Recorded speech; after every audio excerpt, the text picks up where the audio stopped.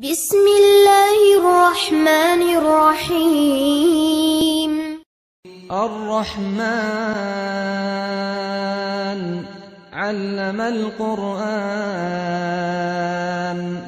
خلق الإنسان علمه البيان الشمس والقمر بحسبان والنجم والشجر يسجدان. السلام عليكم ورحمة الله وبركاته. الحمد لله نحمده ونستعينه ونستغفره ونؤمن به ونتوكل عليه ونعوذ بالله من شرور أنفسنا ومن سيئات أعمالنا من يهده الله فلا مضل له ومن يضلله فلا هادي له وأشهد أن لا إله إلا الله وحده لا شريك له وأشهد أن سيدنا وحبيبنا وطبيب روحنا محمد الذي أرسله بالحق بشيرا ونذيرا وداعيا إلى الله بإذنه وسراجا منيرا. فقد قال الله تعالى في كلامه المجيد والفرقانه الحميد: أعوذ بالله من الشيطان الرجيم. بسم الله الرحمن الرحيم. يا أيها الرسول بلغ ما أنزل إليك من ربك وإن لم تفعل فما بلغت رسالته والله يعصمك من الناس إن الله لا يهدي القوم الكافرين. তো সম্মানিত উপস্থিতি, সমস্ত প্রশংসা সেই মহান আল্লাহ রাব্বুল আলামিনের জন্য, যিনি আমাদেরকে কোরআন এবং সুন্নাহর আলোকে আল্লাহ রাব্বুল আলামিন আমাদের জন্য কথা বলার জন্য তৌফিক দিয়েছেন। সে আল্লাহ রাব্বুল আলামিনের দরবারে লাখো কোটি শুকর আদায় করে বলছি আলহামদুলিল্লাহ। তো এবং শত কোটি দরুদ ও সালাম বর্ষিত হোক বিশ্ব মানবতার অগ্রদূত মুহাম্মদুর রাসূলুল্লাহ সাল্লাল্লাহু আলাইহি ওয়াসাল্লামের উপরে। আপনারা বিগত সময়ে ইলিয়াসি তাবলিগ ও রাসূলুল্লাহ সাল্লাল্লাহু আলাইহি ওয়াসাল্লামের তাবলিগের মধ্যে যে মৌলিক পার্থক্যগুলো রয়েছে, আমরা সেই পার্থক্যগুলো সূচিত করে প্রথম এবং দ্বিতীয় পর্বের আলোচনা করেছিলাম। তো আজকে ইনশাআল্লাহ ইলিয়াসি তাবলিগ ও রাসূলুল্লাহ সাল্লাল্লাহু আলাইহি ওয়াসাল্লামের তাবলিগের তৃতীয় খণ্ডের আলোচনা করার চেষ্টা করব ইনশাআল্লাহ। আজকের আলোচনাটা হবে এই তাবলিগগুলোর ভুলগুলোর পর্যালোচনা, তাদের সর্বমোট কিতাব এবং তাদের কাকরাইলের মুরব্বী এবং তাবলিগ জামাতের উৎসমূল থেকে শুরু করে নিয়ে আজ পর্যন্ত যে কয়েকটা মৌলিক ভুলের উপর তারা রয়েছে, ইনশাআল্লাহ আমরা সেসব পর্যালোচনাগুলো আপনাদের সামনে তুলে ধরব। একটি কথা বলে নেওয়া ভালো হবে, আমরা কোনো মানুষের বিনা কারণে ছিদ্রা অন্বেষণ, কারো দুষ্ত্রুটি বর্ণনা করা আমাদের উদ্দেশ্য নয়। আমরা এই উদ্দেশ্যে মহান কাজ করছি। অনেক মানুষ আমাদের মধ্যে রয়েছে যারা হক পেতে চায়, হককে অনুসন্ধান করে এবং হককে ভালোবাসে। সূরা আল বাকারার 42 নম্বর আয়াতে আল্লাহ বলছেন, ওয়ালা তালবিসুল হাক্কা বিল বাতিল ওয়া তাকতুমুল হাক্কা ওয়া আনতুম লা তা'লামুন। তোমরা সত্যের সাথে মিথ্যার মিশ্রণ ঘটিও না এবং জেনে বুঝে সত্যকে গোপন করো না। তোমাদের কাছে যে সত্য রয়েছে তোমরা অবশ্যই তা জানা সত্যটা প্রকাশ করে দাও। আমরা কোরআনুল কারীমের অত্র আয়াতের হক আদায় করা স্বরূপ আমরা এই জন্য ইনশাআল্লাহ সামনে এসেছি। আর আমরা কাউকে খোঁচা দেওয়ার উদ্দেশ্যও নয়, আর কাউকে গালিমন্দ করার উদ্দেশ্যও নয়, একমাত্র নিরপেক্ষ দৃষ্টিকোণ থেকে যেই অভিযোগগুলো আমাদের দরকার সেটা আমাদেরকে করতে হবে। কারণ আল্লাহ রাব্বুল আলামিন সূরা হামিম সাজদার 33 নম্বর আয়াতের পর থেকে প্রায় 37 নম্বর আয়াতে আল্লাহ রাব্বুল আলামিন বলছেন, ওয়ালা তাস্তাউইল হাসানাতু ওয়ালাস সাইয়্যা ইদফা বিল্লাতী হিয়া আহসানু ফাইদাল্লাযী বাইনাকা ওয়া বাইনাহু আদাওয়াতুন কাআন্নাহু ওয়ালিয়্যুন হামীম। আল্লাহ রাব্বুল আলামিন সূরা হামিমের মধ্যে বর্ণনা করেছেন, শোনো, তোমরা মন্দের প্রতিদান ভালো দিয়ে দাও, তোমরা খারাপের উত্তর ভালো দিয়ে দাও। এখন এই কোরআনের অত্র আয়াতের দিকে আমরা খেয়াল করি, আমরা মন্দের উত্তর ভালো দিয়ে দেওয়ার চেষ্টা করব। তো যা হোক, ইনশাআল্লাহ তাবলিগ জামাতের আলোচনার আর আমরা এটার দীর্ঘতা টানবো না, আমরা আলোচনা শুরু করে দেব ইনশাআল্লাহ। তো তাবলিগ জামাত একটি বিশ্বব্যাপী সংগঠন যারা দ্বীনের দাওয়াত এবং তাবলিগের মেহনতের কাজ করে যাচ্ছেন। সাধারণ মানুষদের তারা মসজিদমুখী করেন, এটা খুব ভালো কথা, আলহামদুলিল্লাহ। সালাতের সূরা কেরাত সহি শুদ্ধভাবে এবং প্রাথমিক কিছু ইস্তেনজার মাসলা মাসাইল, পবিত্রতার মাসলা মাসাইল শিক্ষা দিয়ে থাকেন। সাময়িক সময়ের জন্য ঘরবাড়ি আরামায়েশ ত্যাগ করে তারা দেশ থেকে দেশান্তরে ছুটে চলে যান। নবী রাসূলগণ যেই দায়িত্ব আঞ্জাম দিয়েছেন সেই দায়িত্ব তারা পালন করেছেন, এটা তারা মনে করেন। এই জন্য তারা এই কাজগুলাকে খুব জোরে সোরে এবং জোশের সাথে নবীওয়ালা কাজ বলে এটার বরত্ব বিলি সব জায়গায় করে থাকেন। এটা তাদের একটা বিশাল বরত্ব বিলি। যখনই তাদের সামনে এই অভিযোগগুলো, এই পরামর্শগুলো সামনে চলে আসে, তখন তারা খুব জোশের সাথেই বলে বরত্ব বিলি করে, এটা নবীওয়ালা কাম, এই কামের বিরুদ্ধে কথা বলা যায় না ভাই, এটা নবীওয়ালা কাম। তো এসব কিছু ভালো দিক, ইস্তেনজার প্রশিক্ষণ দেওয়া, তাহারাতের দিকে মানুষকে আহ্বান করা, তাহারাত সম্পর্কে বোঝানো, মসজিদের দিকে মানুষকে দাওয়া করা, এইসব কিছু, এই দিকটা ভালো, আলহামদুলিল্লাহ। তবে মনে রাখতে হবে, তাবলিগ করার জন্য আল্লাহ রাব্বুল আলামিন আমাদের একটা সুস্পষ্ট নীতিমালা বা নির্দেশ দিয়েছেন। সেই নির্দেশটা অবশ্যই কোরআন এবং সহিহ হাদিসের অনুকূলে হতে হবে। এখন আমরা শরীয়তের মাপকাঠি মানদণ্ডের দুইটা জিনিস, কোরআন এবং সুন্নাহ, তা দিয়ে বিচার করতে হবে। তো তাবলিগের পর্যালোচনা শুরুতেই যে আয়াতটা আমাদের প্রত্যেকের সবক রাখা উচিত যে আমরা তাবলিগ কি করব, সে আয়াতটা হলো সূরা মায়েদার 5 নম্বর সূরার 67 নম্বর আয়াতে আল্লাহ বলছেন, ইয়া আইয়ুহার রাসূল বাল্লিগ মা উনজিলা ইলাইকা মির রাব্বিকা ওয়া ইল্লাম তাফআল ফামা বাল্লাগতা রিসালাতাহু ওয়াল্লাহু ইয়াসিমুকা মিনান নাসি ইন্নাল্লাহা লা ইয়াহদিল কওমাল কাফিরিন। আল্লাহ রাব্বুল আলামিন কোরআনুল কারীমের মধ্যে বলেছেন, স্পষ্ট আয়াত সূরা মায়েদার 66 নম্বর আয়াতে আল্লাহ বলেন, হে রাসূল, তোমার রবের পক্ষ থেকে তোমাদের নিকট, আল্লাহ রাব্বুল আলামিনের কথা খেয়াল করুন, আল্লাহ বলছেন তোমার রবের পক্ষের নিকট বা রবের কাছ থেকে তোমার উপর যা অবতীর্ণ করা হয়েছে, যা নাজিল করা হয়েছে, তুমি শুধু মানুষকে সেই দিকে তাবলিগ করো, আল্লাহর স্পষ্ট কথা। আর যদি তুমি মনে না করো যে তুমি যদি এইভাবে কোরআনে যা অবতীর্ণ হয়েছে আর কোরআনের ব্যাখ্যা সহিহ হাদিসে দুটোকেই ওহী বলে বলা হয়, এই দুয়ের ভিত্তিতেই তুমি তোমার দাওয়া করো, তুমি পৌঁছে দাও।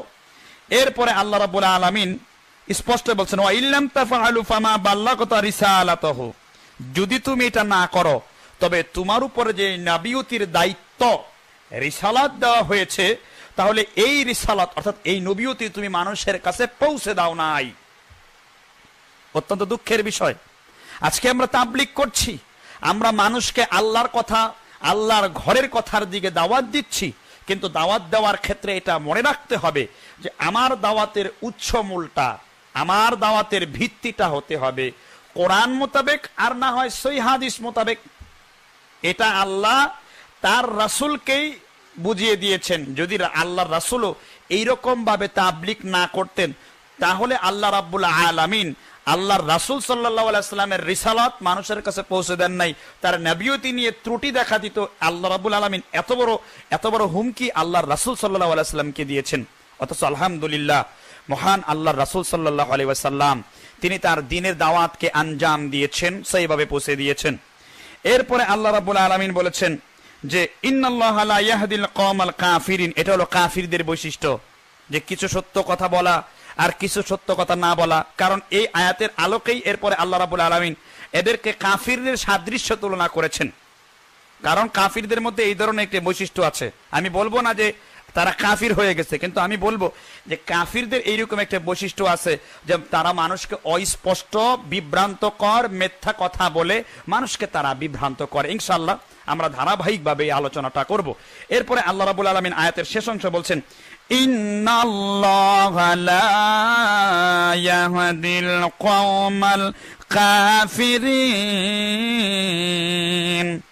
আল্লাহ রাব্বুল আলামিন বলেন আল্লাহ কাফির সম্প্রদায়কে তিনি কোনোদিন পথ দেখাবেন না, হেদায়েত দেখাবেন না। স্পষ্ট হয়ে গেল। তো আল্লাহ আমাদের রক্ষা করুন। এই আয়াতের যা নাজিল করা হয়েছে আর তা হলো আল্লাহর রাসূলকে নির্দেশ দেওয়া হয়েছে। ওহির আলোকে বর্তমান প্রচলিত তাবলীগ জামাতকে, দুঃখের বিষয় বলতে হয়, ওহির আলোকে, কোরআন এবং সুন্নাহর আলোকে বর্তমান প্রচলিত তাবলীগ জামাতকে কোনোদিনই আল্লাহর রাসূল সাল্লাল্লাহু আলাইহি সাল্লামের আসল তাবলীগ বলা যায় না। তার মূল কারণগুলো ইনশাআল্লাহ আমরা আলোচনা করব। তো তাবলীগ জামায়াতের পর্যালোচনা করতে যে তাদের এক নাম্বার যে ভুলটি হলো, তারা আল্লাহর সর্বপ্রথম শুধু আল্লাহ রাব্বুল আলামিনের দেওয়া কালিমা লা ইলাহা ইল্লাল্লাহকে বিকৃতি করেছে। আদম আলাইহিস সালাম থেকে শুরু করে শেষ নবী মুহাম্মদুর রাসূলুল্লাহ সাল্লাল্লাহু আলাইহি ওয়াসাল্লাম লা ইলাহা ইল্লাল্লাহর যে ব্যাখ্যা রেখেছেন, তারা সম্পূর্ণ এটাকে বিকৃতি করে ফেলেছে। তাবলীগ জামাতের লোকেরা লা ইলাহা ইল্লাল্লাহর তরজমা করে কিছু থেকে কিছু হয় না, সব কিছু আল্লাহর পক্ষ থেকে হয়। দোকানে খাওয়ায় না, চাকরিতে খাওয়ায় না, ব্যবসা বাণিজ্যে খাওয়ায় না, আল্লাহ খাওয়ায়। এই বিশ্বাস করার নাম হলো লা ইলাহা ইল্লাল্লাহ।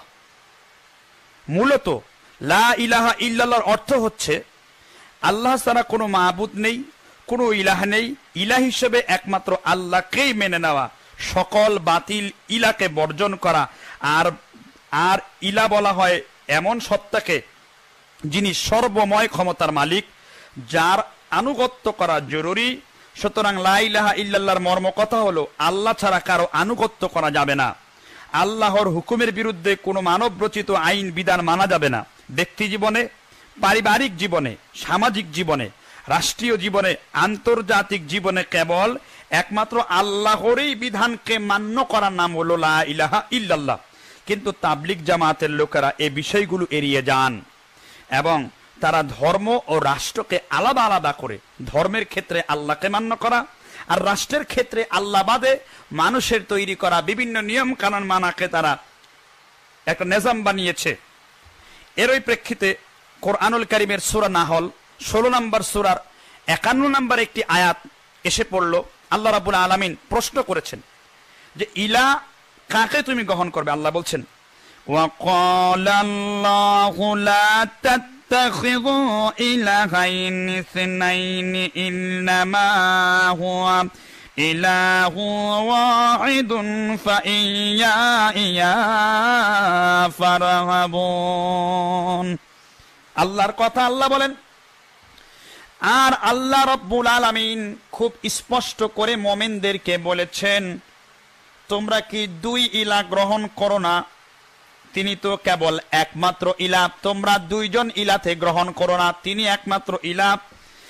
আর আল্লাহকে যদি তোমরা একমাত্র ইলাহ হিসেবে তোমরা যদি মেনেই থাকো, তাহলে আল্লাহ রাব্বুল আলামিন তারপর বলেছেন ফাইয়া ফারহাবুন। তাহলে তোমরা যদি আল্লাহকে আকিরা বলে মেনে নাও, কেবলমাত্র তোমরা আল্লাহকেই ভয় করো, এই আয়াতে সুস্পষ্ট হয়ে গেলাম। তোমরা যদি কেবলমাত্র এক আল্লাহকে মেনে নাও, তাহলে আল্লাহকে ভয় করো। আল্লাহ রাব্বুল আলামিন এটা দিয়েছেন। যেহেতু তারা, ভাইরা আমার, দুঃখের বিষয়, যেহেতু তারা ধর্মকে রাষ্ট্র থেকে আলাদা বিশ্বাস করে, সেই কারণেই, যেহেতু তারা ধর্মকে রাষ্ট্র থেকে আলাদা বিশ্বাস করে, সেই কারণে ধর্মনিরপেক্ষ যারা রাজনীতি, এমন ধর্মনিরপেক্ষ বিশ্বের সরকার তাদেরকে সার্বিকভাবে সহযোগিতা করে। ধর্মনিরপেক্ষ সরকার, সেকুলার, ভাইরা আমার, কোন মানুষ কোনোদিন ধর্মনিরপেক্ষ হতে পারে না। ধর্মনিরপেক্ষ যে কেউ দাবি করতে পারে, সে কোনোদিন ধর্মনিরপেক্ষ হতে পারে না। কিন্তু এই যে ধর্মনিরপেক্ষ সরকার, রাষ্ট্রীয় ক্ষেত্রে ইসলামের কোনো কথা নাই, ব্যাংকের ক্ষেত্রে ইসলামের কোনো কথা থাকতে পারবে না, আইনের ক্ষেত্রে ইসলামের কোনো কথা থাকতে পারবে না। রাষ্ট্রীয় মানুষ রাষ্ট্রের একটি রবটে পরিণত হবে, রাষ্ট্রের একটি যন্ত্রতে পরিণত হবে মানুষ। সেখানে আল্লাহ সুবহানাহু ওয়া তাআলার কোনো হস্তক্ষেপ থাকতে পারবে না। এমন একটি আকীদা এই সমস্ত আছে। ধর্মনিরপেক্ষতা, যেটাকে সেকুলার বলা হয়। তো ধর্মনিরপেক্ষ, হিন্দু যদি মরে, তাহলে হিন্দুকে পুড়তে দেওয়া হয়, তাকে চিতা বা শ্মশানে নিয়ে যাওয়া হয়। খ্রিস্টান যদি মরে, তাকে চার্চে নিয়ে যাওয়া হয়। বৌদ্ধ যদি মরে, তাকে প্যাগোডায় নিয়ে যাওয়া হয়। আর মুসলিম যদি মরে, তাকে কবরস্থ করা হয়। কিন্তু যিনি ধর্ম নিরপেক্ষ থাকেন, তার লাশকে শুকুর আর কুকুরকে খাওয়ানো ছাড়া অন্য কোনো কিছু করা যায় না।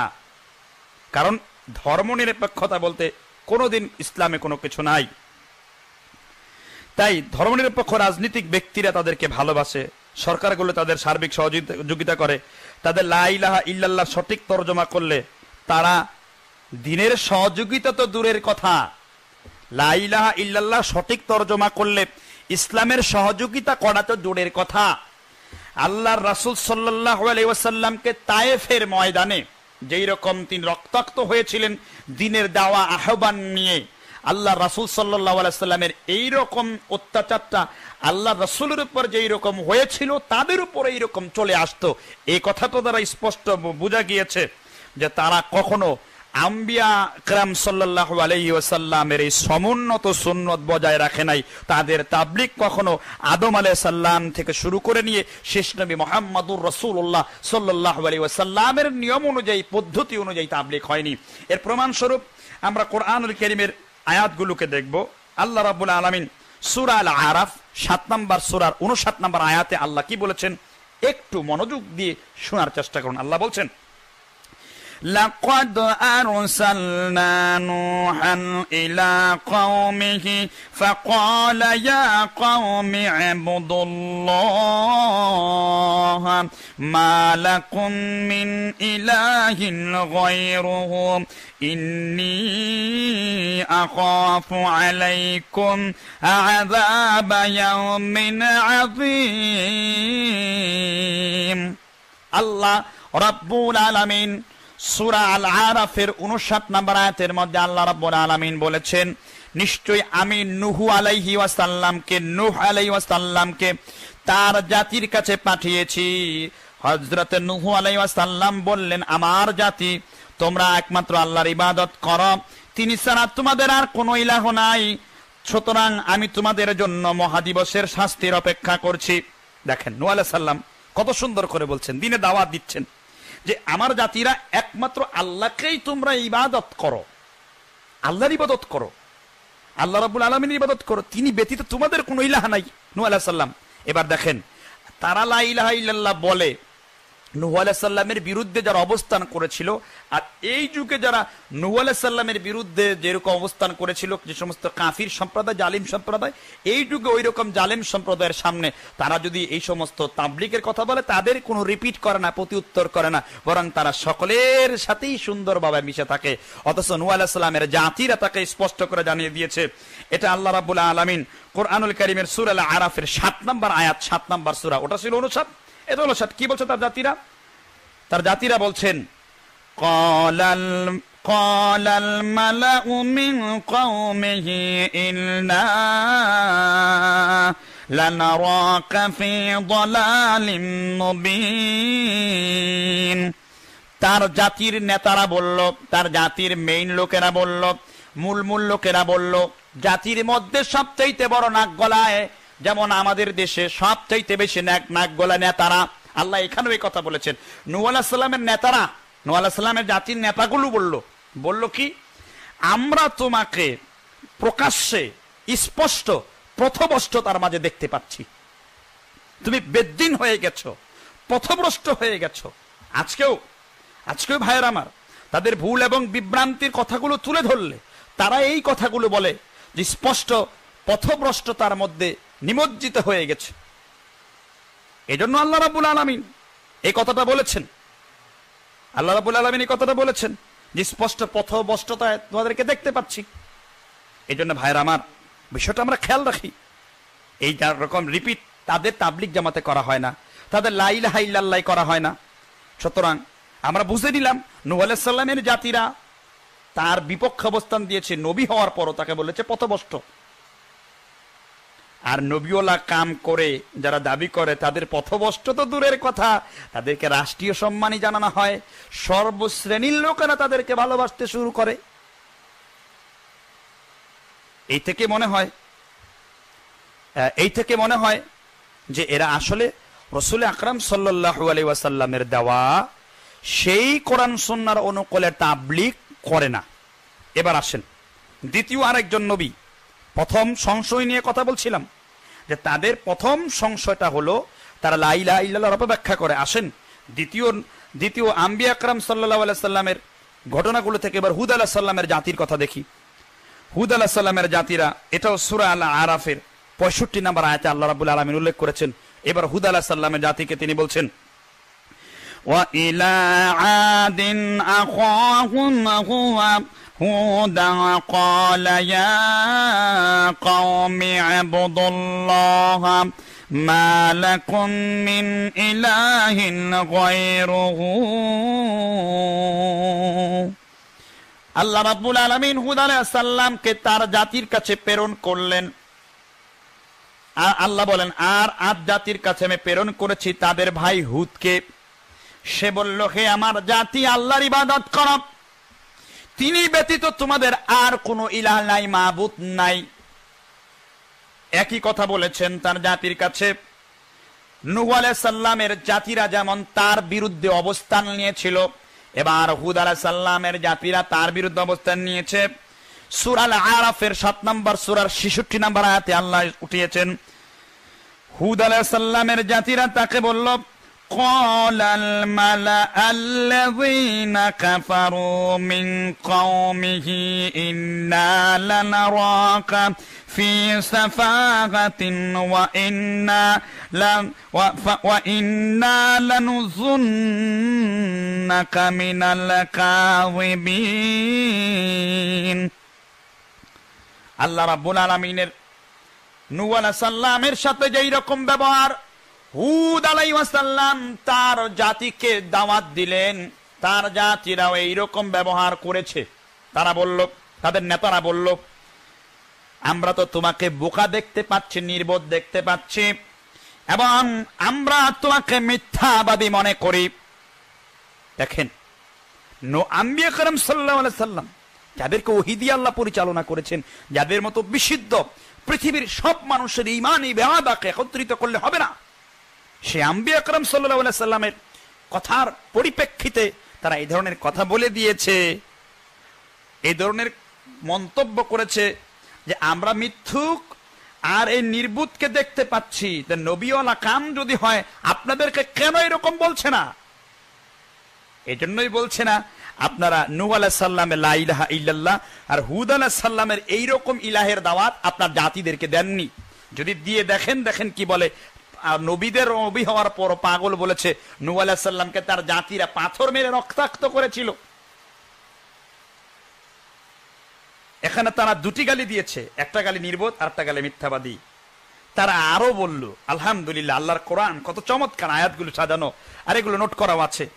আলহামদুলিল্লাহ, আল্লাহ রাব্বুল আলামিন এই আয়াতে আরো বলছেন, এরপরের অংশ 66 নম্বর আয়াতে এবার আল্লাহ বলছেন, قالوا أجئتنا لنعبد الله وحده ونذر ما كان يعبد آباؤنا فأتنا بما تعدنا إن كنت من الصادقين তারা বলল, হুদ আলাইহিস সালামের জাতিরা আবার বলল, তুমি কি আমাদের কাছে এজন্য এসেছ যে আমরা এক আল্লাহর ইবাদত করব এবং আমাদের বাপ দাদারা যাদের ইবাদত করত তাদেরকে ছেড়ে দিব, তাদেরকে ছেড়ে দেই?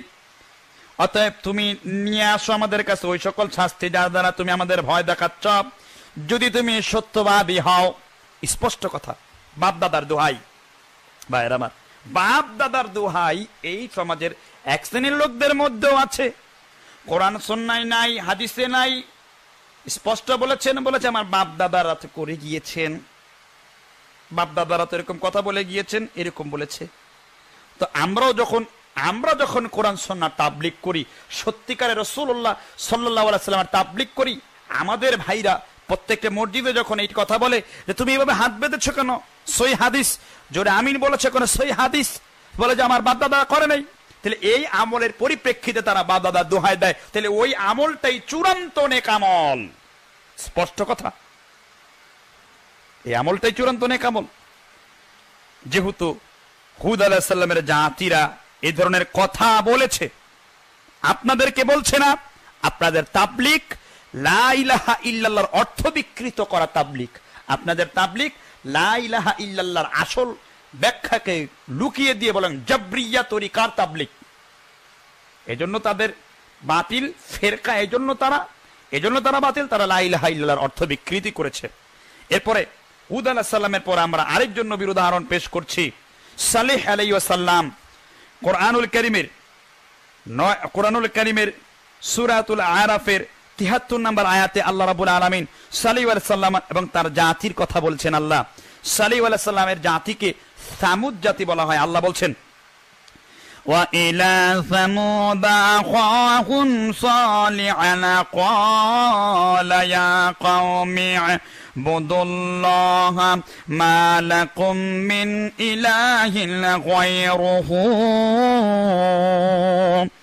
সামুদ আলাইহিস সালাম তিনি তার জাতির কাছে আল্লাহ রাব্বুল আলামিন যখন তাকে পাঠালেন, তিনি তার ভাই হযরত সালেহ আলাইহিস সালাম তাদের ভাই সালেহকে, ওই কওমের ভাই সালেহ আলাইহিস সালামকে যখন নবী করে পাঠালেন, তাদের মধ্য থেকে সে বলল, সালেহ আলাইহিস সালাম বলল, আমার জাতি একমাত্র আল্লাহর ইবাদত করো, আর তিনি ব্যতীত তোমাদের আর কোনো ইলাহ নাই, একমাত্র আল্লাহর ইবাদত করো, আর কোনো ইলাহ নাই। এবার তার জাতিরা কি বলছে দেখুন, এবার আল্লাহু আকবার, প্রত্যেক জাতির কথা উঠানো হয়েছে। এবার তার জাতিরা বলছে, قال الذين استكبروا إنا بالذي آمنتم به كافرون। ওই এলাকার নেতারা, দাম্ভিক ক্ষমতাশীল লোকেরা বলল, তোমরা যে বিষয় স্থাপন করেছ আমরা কিয়ামত পর্যন্ত বা চিরজীবন সেই সমস্ত বিশ্বাসের প্রতি কোনোদিন ঈমান আনবো না। কি বুঝলেন ভাইরা আমার? এত ইব্রাহিম আলাইহিস সালামের প্রতি এই ধরনের কথা আনা হয়েছে। এবার আসুন, বিশ্বনবী, অনেক নবী এরকম প্রত্যেক নবীকে বলা হয়েছে, এবার বিশ্বনবী সাল্লাল্লাহু আলাইহি সাল্লামের, আমার পেয়ারা নবী মুহাম্মদুর রাসূলুল্লাহ সাল্লাল্লাহু আলাইহি সাল্লামের এইরকম কথাগুলো আমরা উঠিয়ে সামনে যাব, তাদের দ্বিতীয় পর্যালোচনা চলে যাব। প্রিয় নবী মুহাম্মদুর রাসূলুল্লাহ সাল্লাল্লাহু আলাইহি সাল্লামের ক্ষেত্রে ঘটেছে। সূরা বাকারার ১৬৩ নম্বর আয়াতে আল্লাহ এই চিত্রটা অঙ্কন করেছেন, ফুটিয়ে তুলেছেন। আল্লাহ রাব্বুল আলামিন কোরআনুল কারীমের মধ্যে খুব সুন্দর করে বর্ণনা করছেন, ওয়া ইলাহুকুম ইলাহু ওয়াহিদুন লা ইলাহা ইল্লা হুয়ার রহমানুর রহিম। আর তোমাদের ইলাহ হচ্ছেন আল্লাহ, তিনি ছাড়া তোমাদের আর কোন ইলাহ নাই, তিনি পরম করুণাময় এবং পরম দয়ালু।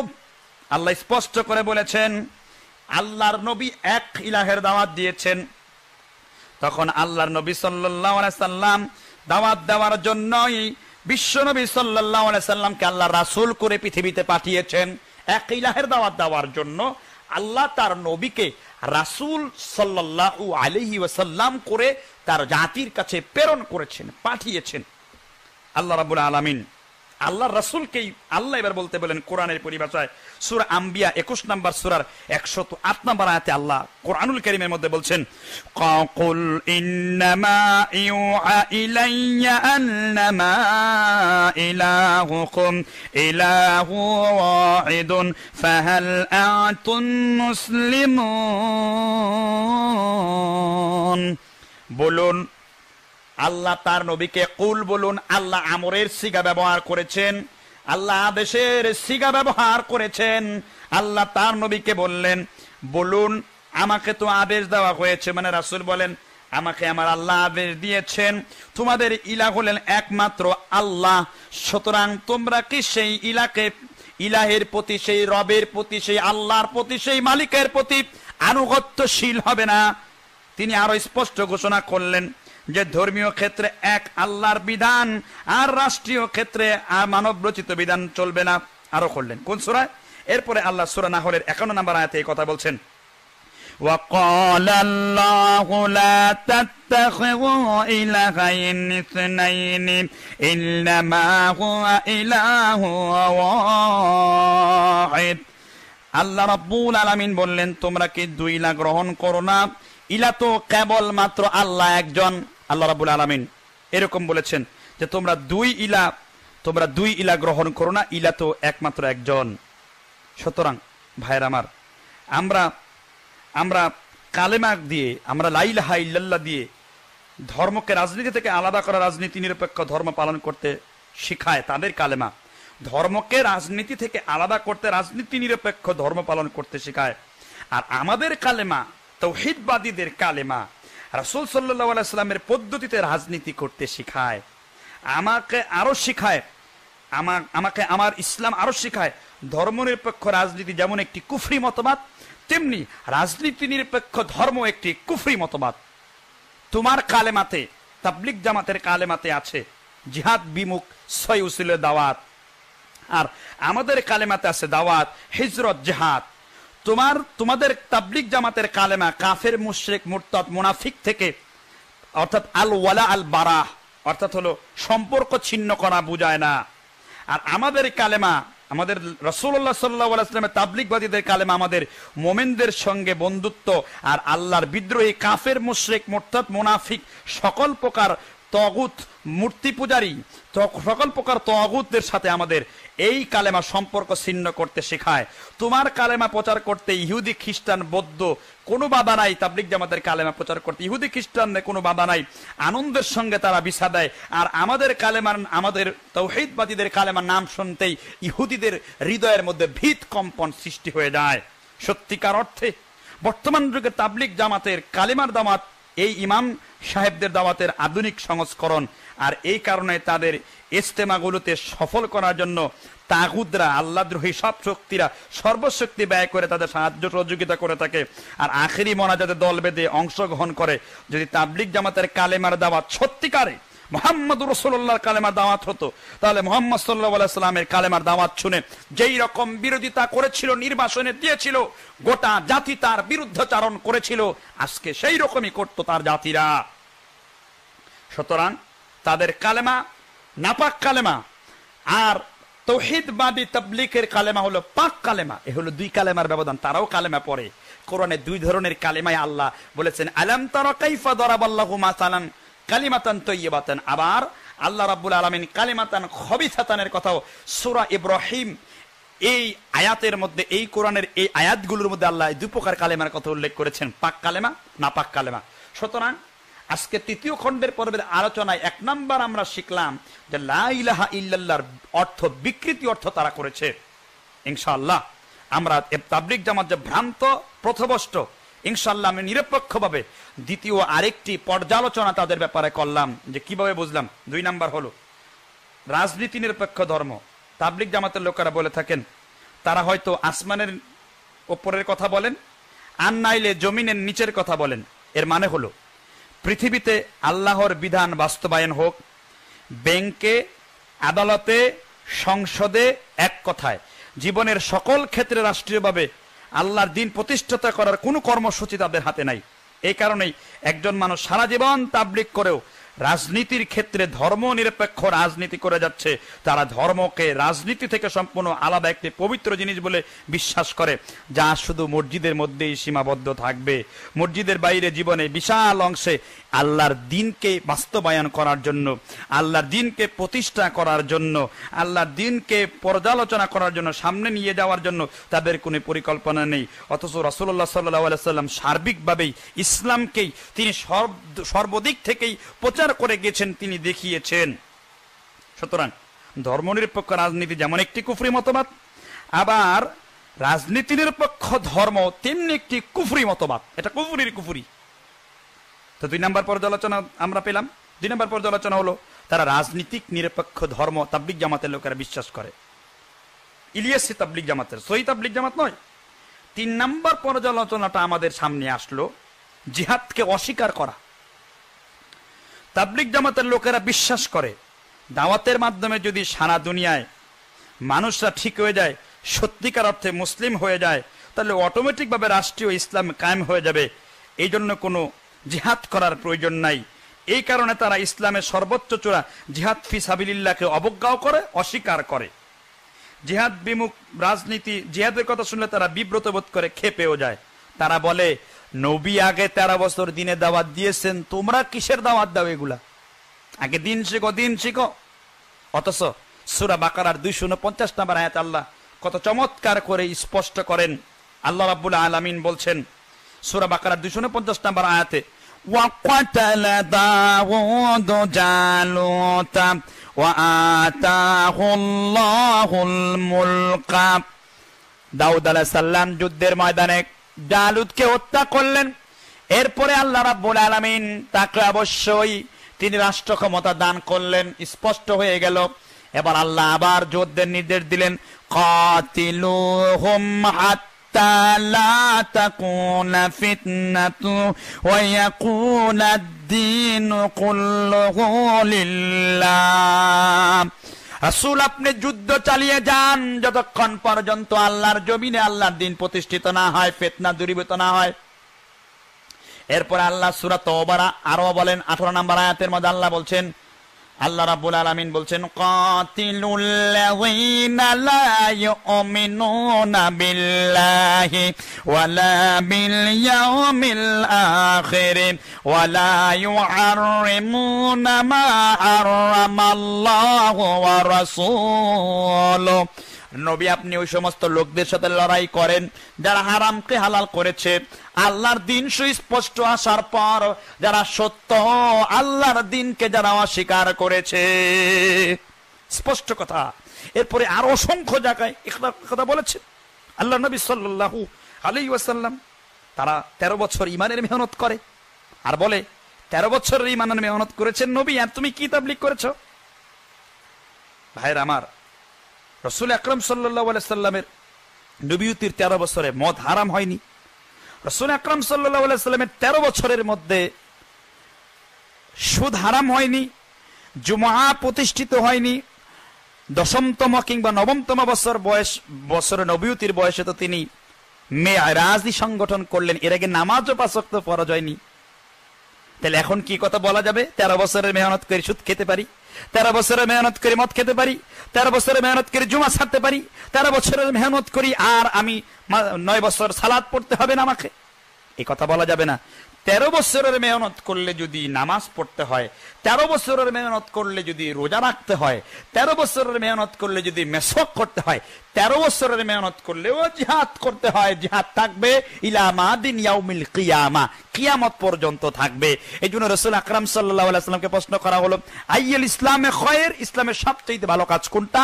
আল্লাহর রাসূল সাল্লাল্লাহু আলাইহি ওয়াসাল্লাম বলছেন, আল জিহাদু ফি সাবিলিল্লাহ, আল্লাহর রাস্তায় সর্বোত্তম কাজ হলো জিহাদ করা। সুতরাং সুস্পষ্ট পাওয়া গেল।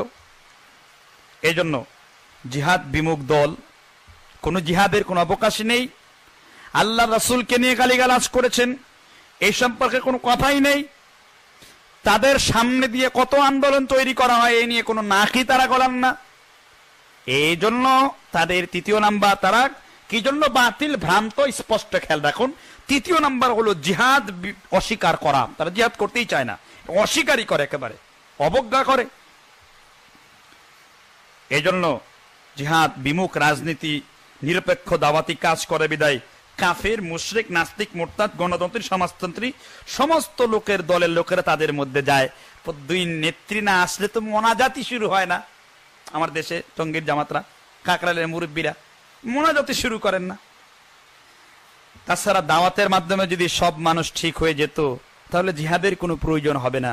এরকম এরকম কথা তারা বলে থাকে। তাহলে রাসূল সাল্লাল্লাহু আলাইহি ওয়াসাল্লাম সম্ভবত সেটা বুঝতে পারেন নাই। তিনি ২৭টা যুদ্ধ পরিচালনা করে মদিনায় ইসলামী রাষ্ট্র কেন প্রতিষ্ঠা করলেন? তাহলে কি আল্লাহর রাসূল এইরকম তাবলীগ না করে তিনি কি জাহান্নামে যাবেন? যদি তাবলীগের এই কথাগুলো মানতে হয় তাহলে রাসূলকে জাহান্নামে দিতে হবে। আর রাসূলের কথা যদি মানতে হয় তাবলীগ জামাতকে ছাতা মেরে পিটিয়ে এই সমস্ত তাবলীগ জামাতকে জাহান্নামে ঠেলে দিতে হবে। কারণ এরকম তাবলীগ মুহাম্মদ রাসূলুল্লাহ সাল্লাল্লাহু আলাইহি ওয়াসাল্লাম করেননি। এছাড়া তাবেরি কলিজার টুকরা মুফতি আজম, বড় মুফতি বলে পরিচিত, হানাফি মাযহাবের বড় মুফতি, মুফতি শাফির ছেলে, যিনি বর্তমানে পাকিস্তানের সাবেক বিচারপতি, তাদের ভাষা জাস্টিস মাওলানা আল্লামা মুফতি তাকি উসমানী দামাত বারাকাতুহুম, সম্মানের সাথেই বলছি, তিনি তার কিতাব, যারা উলামা ইকরাম আছেন তাদের প্রতি চ্যালেঞ্জ রইল, ফিকহি মাকালাতের ৩য় খণ্ডের ২৯৫ পৃষ্ঠা থেকে ৩০৪ পৃষ্ঠা পর্যন্ত বিশেষভাবে পড়ার অনুরোধ রইল। ভাইয়েরা আমার, আপনারা এই কিতাবটা পড়বেন। তার যেহেতু তার মাসলাক আপনারা ফলো করে চলেন, তিনিও সেখানে তাবলীগ জামাতের এই সমস্ত পর্যালোচনাগুলো তুলে তাদেরকে ধোনাই করে দিয়েছেন, একেবারে ধনও করে দিয়েছেন। এবার আসেন তাবলীগ জামাত ফিরকা আরো কেন বাতিল হে ফিরকা। ৪ নাম্বার চলে যাব আমরা। ১ নাম্বার প্রথমে আজকে শুনেছি লা ইলাহা ইল্লাল্লাহর অর্থ বিকৃতি করা, ২ নাম্বার শুনেছি রাজনীতি নিরপেক্ষ ধর্ম, ৩ নাম্বার শুনেছি তারা জিহাদ অস্বীকার করা, আর ৪ নাম্বার হলো কোরআন হাদিসের বিকৃতি করা। কিরকম কোরআন হাদিসের বিকৃতি? এটা বিশাল পাঠ। ৪ নাম্বার এজন্য বাতিল। যেহেতু তাবলীগ জামাতের লোকেরা জিহাদ বিরোধী, অথচ কোরআনে জিহাদের অসংখ্য আয়াত রয়েছে, স্পষ্ট হয়ে গেল কথা। হাদিসে জিহাদের অসংখ্য হাদিস রয়েছে স্পষ্ট। তারা জিহাদের আয়াত আর হাদিসগুলোকে বিকৃতি করে, জিহাদের কথাগুলোকে বিকৃতি করে তাবলীগ জামাতের ক্ষেত্রে এগুলো ব্যবহার করে দিচ্ছে। তার একটা আয়াত পড়ে সূরা তাওবার ১১১ নম্বর আয়াতটা, ইন্নাল্লাহা আশতারা মিনাল মুমিনিনা আনফুসাহুম ওয়া আমওয়ালুহুম বিআন্না লাহুমুল জান্নাহ ইউকাতিলুনা ফি সাবিলিল্লাহি ফায়াকতালুনা ওয়া ইউকতালুন। নিশ্চয়ই আল্লাহ মুমিনদের থেকে তাদের জান এবং মাল ক্রয় করে নিয়েছেন এবং তাদের জন্য রেখেছেন জান্নাত। আর আল্লাহর পথে যারা যুদ্ধ করে অতএব তারা মারে এবং মরে। এত স্পষ্ট হলো আল্লাহর রাস্তায় যারা জিহাদ করে মারে এবং মরে। কিন্তু তাবলীগ জামাতের লোকেরা অতিরিক্ত চালাকির সাথে এই আয়াতের এক অংশ এড়িয়ে যান। তারা জিহাদের গুরুত্বপূর্ণ আয়াতটিকে বিকৃতি করে বলে তারা তাদের তাবলীগের জন্য লোকদেরকে তাশকিল করে, বাড়িতে বাড়িতে ডেকে তাশকিল করে, তাদের কে বলে ডাকে, তাদের একত্রিত করে এরকম মাশওয়ারা করার পর এই আয়াতের অর্ধেক অংশটুকু, কোন অংশটুকু, ইন্নাল্লাহা আশতারা মিনাল মুমিনিনা আনফুসাহুম ওয়া আমওয়ালাহুম বিআন্না লাহুমুল জান্নাহ, এইটুক পর্যন্ত বলে তারা যে আল্লাহ রাব্বুল আলামিন মুমিনদের কাছ থেকে তার জান ও মাল ক্রয় করে নিয়েছেন জান্নাতের জন্য। আরেকটা মজার ব্যাপার হলো এখানে এই কথাটা বললে সুস্পষ্ট হয়ে যাবে। তারা এটা সূরা তাওবার ১১১ নম্বর আয়াতের দলিল, এটা আপনারা জানবেন। এই দলিলের খণ্ডন দলিল আপনাদেরকে জানতে হবে। তো চট করে এই আয়াতটা পড়লে আপনি যখন তাদের সম্মুখে নেবেন তাদেরকে ধরিয়ে দিবেন আয়াতের দ্বিতীয় অংশটি তো এরকম, আপনারা প্রথম অংশটুকু বলছেন কেন? কোরআনুল কারীমে তো এরকম আয়াত আছে। পীরপুরি মুশরিকরা আমাদের দেশে বলে লা তাকরাবুস সালাহ, আল্লাহ নামাজের ধারে কাছে যেতেও নিষেধ করেছেন। এরপরের অংশটুকু আল্লাহ বলেন আনতুমুস সুকারা, মদ্যপান করা অবস্থায় নামাজের ধারে কাছে যেও না। আল্লাহ তো দ্বিতীয় অংশে কথা বলেছেন। এখন যদি প্রথম অংশ করে বলেন আল্লাহ নামাজ পড়তে নিষেধ করেছেন, ওই দল বিভ্রান্ত কিনা বিভ্রান্ত, আর এই দল বিভ্রান্ত। তারাও কোরআনের কিছু মেনেছে আর কিছু ছেড়েছে। আফাতুমিনুনা বিবাদিল কিতাবি ওয়া তাকফুরুনা বিবাদ ফামা জাযাইয়া ফাআলু যালিকা মিনকুম ইল্লা খিজিয়ুন ফিল হায়াতিদ দুনিয়া। তোমরা কি কোরআনের কিছু অংশ মানবে আর কিছু অংশ ছেড়ে দিবে? দুনিয়ায় আমি তোমাদের লাঞ্ছিত করে দিব। এবার আসেন তাদেরকে আরো সুন্দর করে ধরার জন্য একটা হাদিস সহিহুল বুখারী 2792 আরবি, সহিহ মুসলিম হাদিস 4981 নম্বর আরবি, সুনানে আত-তিরমিজি হাদিস নাম্বার 1651 আরবি।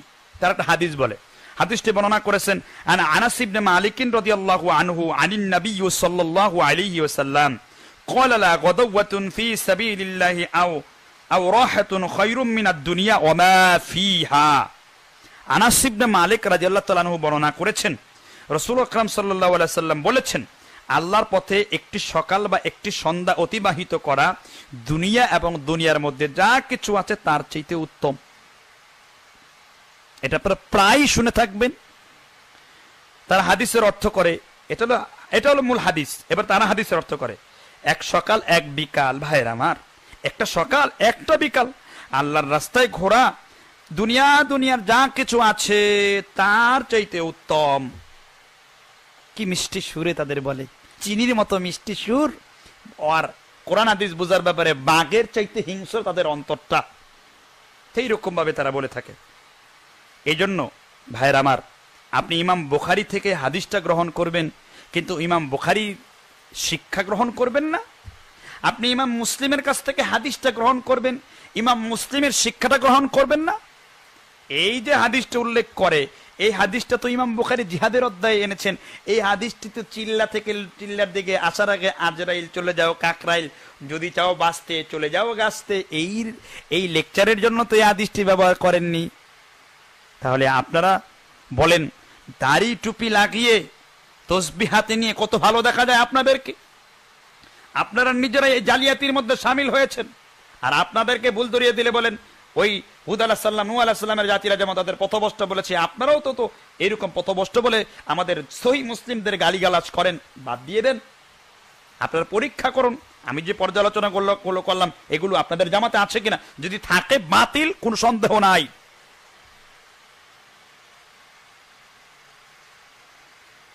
এই জন্য তারা আরো বলে থাকে, তাবলিগ করতে গিয়ে দরজার সামনে দোকানের সামনে সামান্য অপেক্ষা করা। দেখেন কত বড় জালিয়াতি কথাবার্তা। তাবলিগ করতে গিয়ে দরজার সামনে, দোকানের সামনে, বাড়ির সামনে, ড্রেনের সামনে, নর্দমার সামনে, বাচ্চারা খেলছে, খেলার মাঠের সামনে দাঁড়িয়ে থাকলে মাকামে ইব্রাহিম শবে কদরে হাজরে আসওয়াদের সামনে রেখে মাকামে ইব্রাহিমের পিছনে দাঁড়িয়ে সারা রাত ইবাদত করার চেয়ে উত্তম। অথচ এটিও জিহাদের ফজিলত সম্পর্কে হাদিসটি সহিহ ইবনে হিব্বানের 1583 এবং ইমাম আসাকির বাইহাকি বিশুদ্ধ সনদে বর্ণিত আছে। আল্লাহ রাসূল সাল্লাল্লাহু আলাইহি ওয়াসাল্লাম বলেন, আন আবি হুরায়রা রাদিয়াল্লাহু আনহু আন্নাহু তাআলা সামি'তু রাসূলুল্লাহ সাল্লাল্লাহু আলাইহি ওয়াসাল্লাম ইয়াকুলু মাওকিতু সা'য়াতান ফি সাবিলিল্লাহি খায়রুম মিনাল কিয়ামি লাইলাতিল কদরি ইনদাল হাজারিল আসওয়াদ। রাসূল আকরাম সাল্লাল্লাহু আলাইহি ওয়াসাল্লাম বলেছেন, আল্লাহর পথে পাহারার কাজে একটি মুহূর্ত অবস্থান করা কদরের রাত্রে হাজরে আসওয়াদের নিকট উত্তমের চেয়ে উত্তম। এটা একটা দুইটা উদাহরণ দিলাম, ইনশাআল্লাহ সামনে আরো উদাহরণ আসবে। তাদের নাম ধরে ধরে বলবো, তাদের নাম ধরে ধরে বলবো যে কেন তারা এরকম করেছেন, কোন কিতাবে এই ধরনের কথা লিখেছেন। তো পর্যালোচনা করার 4র্থ নাম্বার পর্যালোচনা ইনশাআল্লাহ আজকে চলে গেল। এই দুইটা উদাহরণ দিয়ে বুঝলেন যে তারা হাদিসের কথাগুলো অস্বীকার করে, জিহাদের ময়দানের কথাগুলোকে অস্বীকার করে। মাকে যেমন বউ বলে ডাকা যায় না, বউকে যেমন মা বলে ডাকা যায় না, পায়খানায় যে যেমন সালাতের পরের দোয়া পড়া যায় না, আর সালাতের পরে যেমন পায়খানার দোয়া পড়া যায় না, তদ্রূপ জিহাদের হাদিসগুলোকে এইখানে ইলিয়াসি তাবলিগে ফিট করা ওই রকম বোকামির কাজ যে করেছেন, এইরকম উদাহরণই সে স্থাপন করে গিয়েছেন। ইনশাআল্লাহ আজকে আমরা আরো একটি গুরুত্বপূর্ণ পর্ব নিয়ে আলোচনা করব। আমরা এরপর ইনশাআল্লাহ আজকের মতো আলোচনা শেষ করব। আজকে 5ম নাম্বার তাদের একটি পর্যালোচনা মনে রাখুন, জিহাদবিহীন 6 উসুল। তাবলিগওয়ালাদের 6 উসুলের ভেতরে জিহাদ সহ ইসলামের ওই সকল বিষয়গুলো স্থান পায়নি যেগুলো কাফির মুশরিকরা পছন্দ করে, অথচ তারা তাদেরকে নবীওয়ালা কাজ করে বলে দাবি করে। 2-1 নবী রাসূলরা প্রায় পৃথিবীর সকল নবী রাসূলগণই শাহাদা বরণ করেছেন। তাবলিগের লোকেরা হয়তো বলবে ইসলামের 5টা ব্যানার মধ্যেও তো জিহাদ নাই, ইসলামের 5টা ব্যানার মানে 5টা স্তম্ভ, আর এই 5টা পিলারের উপর ছাদ না থাকলে তো বিল্ডিং হয় না, এরকম লোকটা বলে। দেখুন এখানে একটা বিভ্রান্তি। রাসূল আকরাম সাল্লাল্লাহু তারা বলে, তখন তাদেরকে উদাহরণ দেওয়া হয়, আপনারা এগুলো মানেন কেন? তখন তারা চমৎকার একটা কথা বলে ফেলে। কি কথা বলে ফেলে? ইমাম বুখারী বর্ণনা করেছেন দাঁড়িয়ে পেশাব করার জন্য, সুতরাং বুখারী শরীফের সব হাদিস মান্য করা যাবে না। তারা বলে, তাহলে তোমরা বুখারী করো কেন? ইমাম বুখারী দাঁড়িয়ে পেশাব করার জন্য বলেছেন। এখন ইমাম বুখারী কথাটা দিয়ে বিশ্ব নবীর কথাকে শেষ করা হয় নাই। কারণ একটি জিনিসের ফতোয়া দিতে গেলে, একটি জিনিসের বক্তব্য দেওয়ার পূর্বে বিশ্ব নবীর যত হাদিসগুলো আছে সবগুলো আপনাকে যাচাই করতে হবে। ইমাম বুখারী রাহমাতুল্লাহ আলাইহি হাদিসটি যদিও বুখারীতে বর্ণনা করেছেন, ইমাম বাইহাকি বর্ণনা করেছেন, বিশ্ব নবীর প্রচন্ড কোমর ব্যথা ছিল, এই জন্য তিনি কিন্তু দাঁড়িয়ে প্রস্রাব করতে পারেন নাই। এটা বুখারী শরীফের টিকার মধ্যে ইমাম বাইহাকির সূত্রে ইসলামিক ফাউন্ডেশন বাংলাদেশ হাদিসটি উদ্ধৃতি দিয়েছে, আপনারা দেখে নেবেন। সুতরাং ভাইরা আমার, তাহলে আপনি ওই হাদিসটা দিয়ে, যে ইসলামের মূল খুঁটি দিয়ে আপনি একটা হাদিস দিয়ে কিভাবে দলিল সাবেত করলেন যে ইসলামের মৌলিক ইসলামের মধ্যে জিহাদ নাই? এবার হাদিস শুনুন, আমি হাদিসটি শুনিয়ে দিচ্ছি আপনাদেরকে। সুনানে ইবনে মাজার 3937, সুনানে তিরমিজির 2616, আল্লাহ রাসূল সাল্লাল্লাহু আলাইহি ওয়াসাল্লাম বলেছেন, আন মুআজ ইবনে জাবালিন আল্লা আদুল্লাকা আলা রাসিল আমরি ওয়া আমাদাতিহি ওয়া যুরওয়াতিস সানামি, আম্মা রাসুল আমরিল ইসলামি الإسلام تسلم وأما عمراته فالصلاة فأما ضرواته سنامه فالجهاد في سبيل الله। মুআজ রাদিয়াল্লাহু তাআলা আনহু বলেন, রাসূল সাল্লাল্লাহু আলাইহি ওয়াসাল্লাম বলেছেন, আমি কি তোমাদের বলবো যে ইসলামের সকল কাজের মূল কাজ কোনটা, আর তার খুঁটি কোনটি, তার সর্বোচ্চ চূড়া কোনটি, ছাদ কোনটি? সাহাবী বললেন, অবশ্যই বলুন হে আল্লাহর রাসূল। তখন রাসূল সাল্লাল্লাহু আলাইহি ওয়াসাল্লাম বললেন, সবকিছুর মূল হলো ইসলাম, তার খুঁটি হলো নামাজ, এবং সর্বোচ্চ চূড়া হলো জিহাদ। সুবহানাল্লাহ, কত চমৎকার উদাহরণ দিয়েছেন আল্লাহ রাসূল। তাবলীগ জামাতের লোকেরা হয়তো ভাববেন, হয়তো বলবে, আমরা এই 6 উসুলকে পূর্ণাঙ্গ উসুল বলি না, আমরা বলে থাকি মোটামুটি 6টি গুণের উপরে আমল করতে পারলে পূর্ণাঙ্গ ইসলামী জগতের উপর সহজ হয়ে যায়। তার জবাবে আমরা এই কথা বলবো, এই কথাটি রাসূল সাল্লাল্লাহু আলাইহি ওয়াসাল্লাম ও তার সাহাবীদের কেউ তো বুঝলো না, তাবেঈর কেউ বুঝলো না, 4 ইমামের কেউ বুঝলো না, আল্লাহ রাসূলও বুঝলেন না, আল্লাহও বুঝলেন না, তারা বুঝে নিল। তাছাড়া তাদের দাবি উক্ত 6 উসুলের উপর চললে যেরকম পরিপূর্ণ ইসলামী জিন্দের উপর চলা হয়ে যায়, সেরকম শুধু ইমানের উপর চললেও ইসলামের উপর চলা সহজ হয়ে যায়। তাছাড়া ওনারা যেরকম 6 উসুল নির্ধারণ করেছেন, কেউ হয়তো 3 উসুল, আবার কেউ তো 5 উসুল, কেউ হয়তো 10 উসুল নির্ধারণ করবে। আর সবচেয়ে বড় কথা হলো, কোরআন এবং হাদিসের উসুল ছাড়া এইরকম উসুল তৈরি করা দিনের মধ্যে নতুন আর একটা বিদআ। কারণ দিনকে বোঝার জন্য, দিনকে সামনে নিয়ে যাওয়ার জন্য উসুলের কম বেশ হতে পারে। তো ভাইয়ের আমার, ইনশাআল্লাহ তাবলীগ জামাতের পর্যালোচনার বাকি পর্যালোচনাগুলো ইনশাআল্লাহ আমরা আবার আরো একটি দার্সে আমরা একত্রিত হব। আমরা ইলিয়াসি তাবলীগ ও রাসূলুল্লাহ সাল্লাল্লাহু আলাইহি ওয়াসাল্লামের যে তাবলীগের ভুলগুলো আছে, আমরা তাদেরকে কটাক্ষ করার জন্য, আমরা তাদেরকে খোঁচা দেওয়ার জন্য বলিনি। এখন যদি আপনি মনে করুন যে এই ভুলগুলো তাদের মধ্যে আছে, শুধরিয়ে যদি ফেলে তারা, আলহামদুলিল্লাহ, গোটা জাতির জন্য এটা সুসংবাদ। কিন্তু বয়স তো 65-র ঊর্ধ্বে হয়ে গেল, এই ভুলগুলো তারা শুনে, এই আলোচনাগুলো তারা শুনে, বরং তারা ফাতোয়া দেয়, ডক্টর জাকির নায়েকের লেকচার শুনবা না, ও সমস্ত সই আকীদার আলেমের আলোচনা শুনবা না, পিস টিভির আলেমদের আলোচনা শুনবা না, এরা সব হলো দাজ্জাল। কোরআন হাদিসের আলোচনা করলে আমরা দাজ্জাল হয়ে গেলাম। আর যারা কোরআন হাদিসের ব্যাখ্যাকে নিভিয়ে দিয়ে আল্লাহর আলোকে যারা নিভিয়ে দিতে চায় ফুৎকার দিয়ে, তারা হক্কানি আলেম হয়ে গেল। কিয়ামত আপনাদের প্রতিষ্ঠিত হবে, কিয়ামত আমাদের প্রতিষ্ঠিত হবে ইনশাআল্লাহ। সেই দিন আমরা দেখে নিব কে হকের উপর ছিল আর কে বাতিলের উপর ছিল। আল্লাহ রাব্বুল আলামিনের একটি আয়াত বলে আজকের আলোচনা শেষ করব। আল্লাহ রাব্বুল আলামিন বলছেন, আল্লাহ রাব্বুল আলামিন সূরা আল হাদীদের 51 নম্বর আয়াতে বলছেন, ইয়াউমা তারাল মুমিনিনা ওয়াল মুমিনাতি ইয়াসআ নূরুহুম বাইনা আইদিহিম ওয়া বিআইমানিহিম ওয়া বুশরাকুমুল ইয়াউমা জান্নাতুন তাজরি মিন তাহতিহাল আনহার। মুমিনদের প্রত্যেকটা আমল তার জন্য নূর হয়ে যাবে। ভাইরা আমার, আর সেই দিন যদি এই আমলটা কোরআন এবং সুন্নাহর আলোকে না হয়, সেই আমলটা নূরের পরিবর্তে সেখানে হবে অন্ধকার, জুলুম চলে আসবে, নূরগুলো বিজলির মতো দৌড়াতে থাকবে। মোমেনরা ডান দিকে, পুরুষ আর মহিলা একত্রিত হবে। আপনারা কোরআন সুন্নাহর তাবলীগে চলে আসুন, ইনশাআল্লাহ আল্লাহ আপনাদেরকে এমন নূর দান করবে যে নূরের তাজাল্লি দিয়ে আপনারা সরাসরি পুলসিরাত পার হতে পারবেন। আল্লাহ আজকের আলোচনা থেকে আমাদেরকে কোরআন এবং সুন্নাহ অনুযায়ী বুঝবার জন্য তৌফিক দান করুন। ওয়া আখির দাওয়ানা আনিল হামদুলিল্লাহি রাব্বিল আলামিন ওয়াল আকিবাতুল লিল মুত্তাকিন। আসসালামু আলাইকুম ওয়া রাহমাতুল্লাহি ওয়া বারাকাতুহু।